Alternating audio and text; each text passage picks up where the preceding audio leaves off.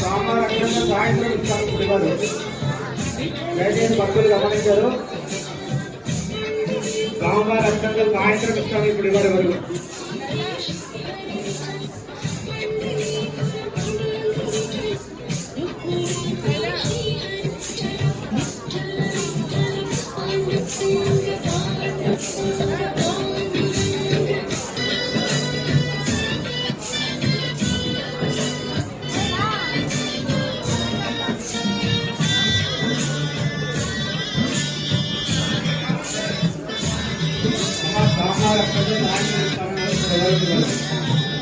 సోమవారం అక్షంగా సాయంత్రం ఇస్తాము శివరాత్రి గారు.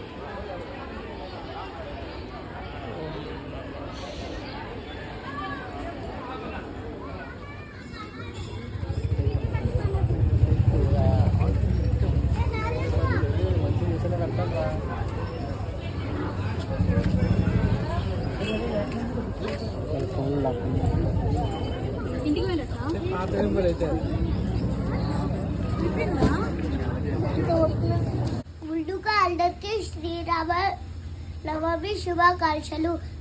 అందరూ శ్రీరామ నవమి ఎందుకు జరుపుకుంటారో మీకు తెలుసా?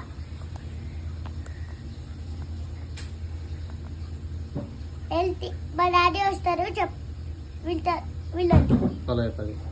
మా డాడీ చెప్తారు వినండి. శ్రీరామనవమి హిందూ మతంలో చాలా పవిత్రమైన రోజుగా భావిస్తూ ఉంటారు.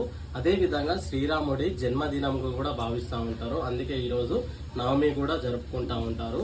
అదే విధంగా శ్రీ మహావిష్ణువు లోకరక్షకుడుగా ఉన్న సమయంలో ఆయన ఆ శ్రీ మహావిష్ణువు యొక్క అవతారం పూర్తి చేసుకొని మళ్ళీ కూడా దశరథుడు మరియు కౌసల్యాదేవికి శ్రీరాముడిగా జన్మించబడతాడు. అందుకే చైత్రమాసం శుక్లపక్షం 9వ రోజున శ్రీరాముడు జన్మించినందున ఈ రోజు మనము శ్రీరామనవమి జరుపుకుంటాము.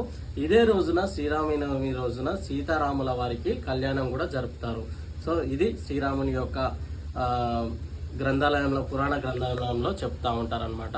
సో జై శ్రీరామ్, శ్రీరామనవమి శుభాకాంక్షలు.